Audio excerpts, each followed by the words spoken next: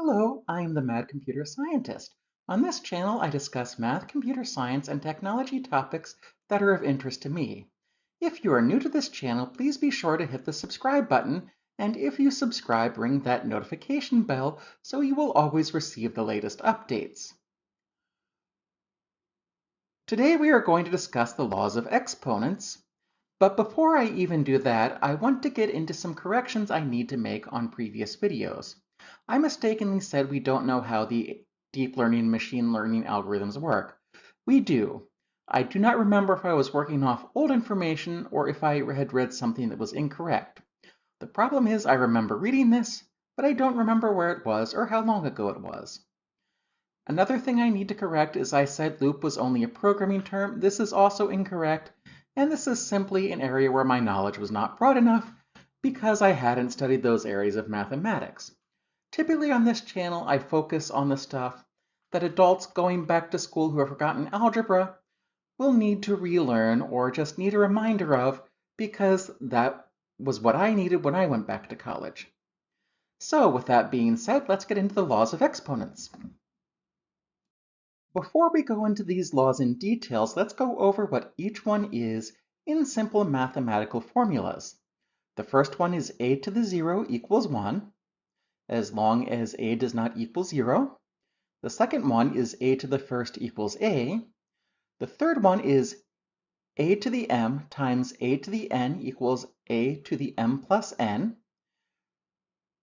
The fourth one is a to the m divided by a to the n equals a to the m minus n, and the final one is a to the m in parentheses to the n equals a to the mn. So let's say we have a number n, and let's say that's any number except 0. What do we get? Well, we get 1. So we can state that as n to the 0 equals 1, as long as n does not equal 0. Now, you are probably wondering, what does 0 to the 0th power equal? And that's a good question. As soon as mathematicians decide what it equals, I will get back to you on that one, because I personally don't know, and I've seen mathematicians argue about it a number of ways, all of which have good reasoning behind them. Some will tell you that 0 to the 0th power equals 1, following the law we have here. Others will say it equals 0 because it doesn't matter how many times you multiply 0 together, you will still get 0.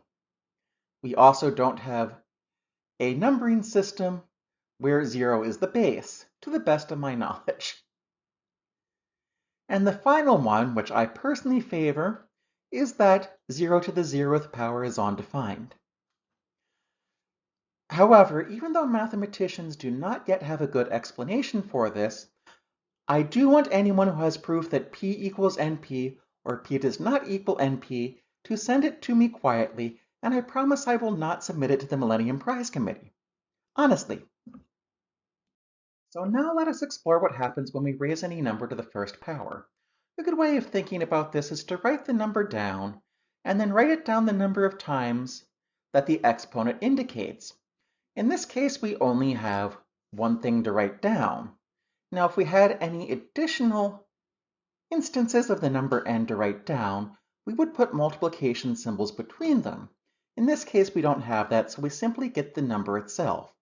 Now, I realize this isn't mathematical language, and if you want precise mathematical language, please consult a mathematician or a math teacher. Great, now that you've finished bugging your nearest mathematician or math teacher, let's go on to the next law of exponents, which is what happens when we multiply the base together with different exponents. So we have a to the m times a to the n. This will equal a to the m plus n. And simply, when we multiply two numbers of the same base together, we just add the exponents together to get the result.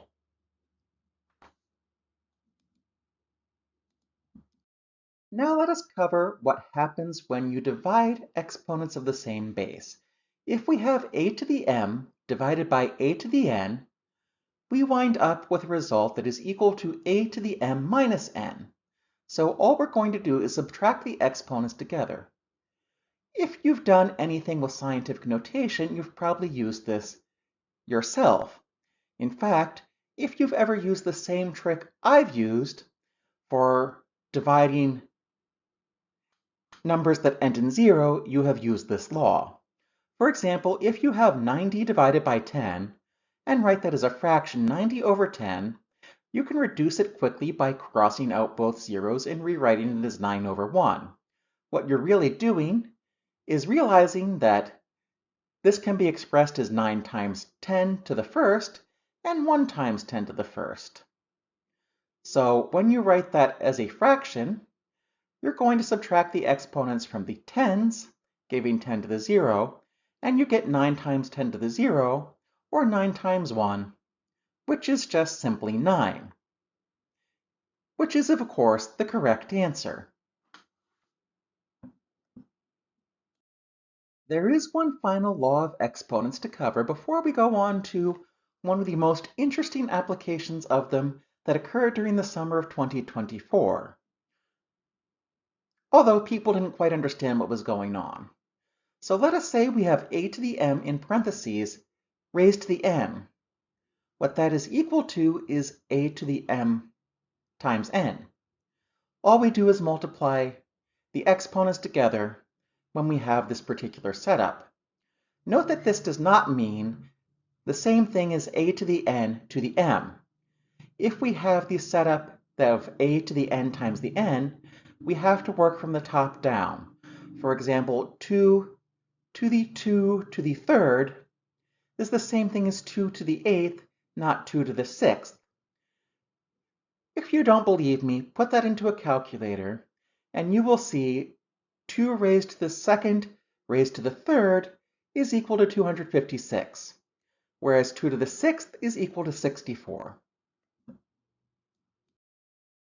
Now that we have gone over the laws of exponents, let's go through one of the consequences of those laws. Let us say that there was a famous actor who may or may not have played Colonel Rhodes in the first Iron Man movie. He's telling us something like the square root of 2 cubed divided by 2 equals the square root of 2, and if we keep doing that particular procedure, we will keep getting the same result. He's correct about this, which is interesting because this is one of the few things about math he has gotten right in all of his diatribe.